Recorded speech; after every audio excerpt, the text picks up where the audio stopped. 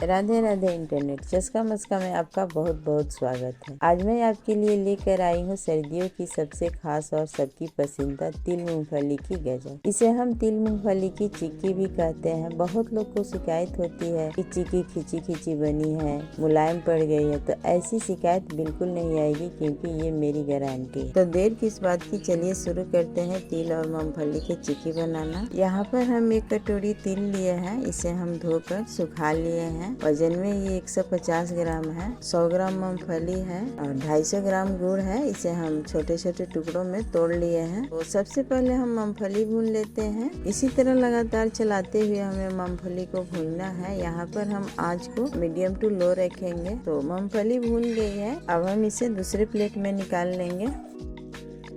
तिल को भी इसी तरह से भून लेंगे। हमें लगातार चलाते हुए भूनना है। गैस का फ्लेम मीडियम टू लो रखेंगे। तिल को भूनने में ज्यादा समय नहीं लगता है, 2 से 3 मिनट में तिल भून जाती है। यहाँ पर हम थोड़ा सा नारियल डालेंगे। अगर आपको पसंद है तो डालिए, पसंद नहीं है तो नहीं डालिएगा। और इसे भी तिल में मिला लेते हैं।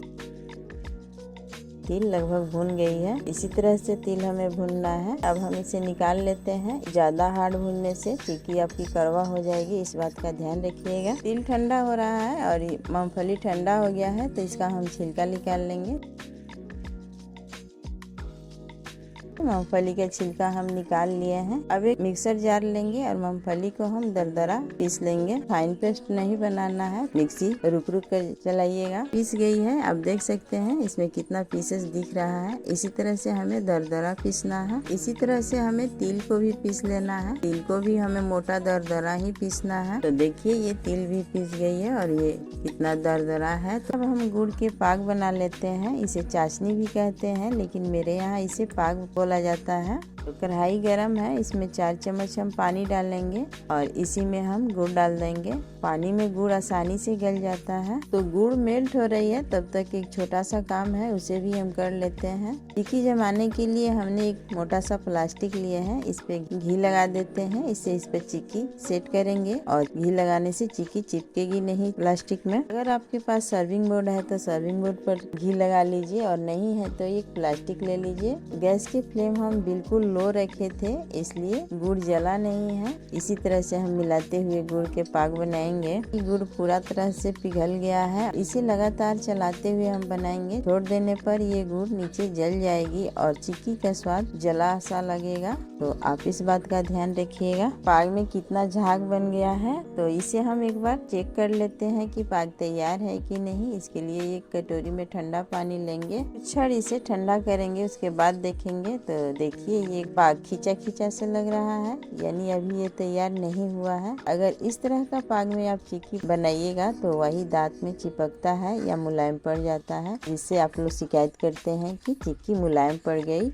और खींचा खींचा बना है। तो इस स्टेज पर चिक्की नहीं बनाना है, अभी हमें पाक को और पकाना है। अब चिक्की में अच्छा से साइन आए, इसके लिए 1 चम्मच देसी घी डालेंगे। बहुत लोग पाक को घी में ही पिघला देते हैं, तो उससे गुड़ जलने की चांस रहती है। तो आप कोशिश करिएगा कि पानी डालकर ही पाक बनाएं। कि गुड़ में कितना झाग आ गया है। अब यहीं पर हम डालेंगे 2 पिंच मीठा सोडा और इसे गुड़ में मिलाएंगे। मीठा सोडा डालते ही पाक का कलर चेंज हो गया है, इससे चिक्की क्रिस्पी बनेगी और दांत में चिपकेगी नहीं। इसे हम फिर से चेक कर लेते हैं।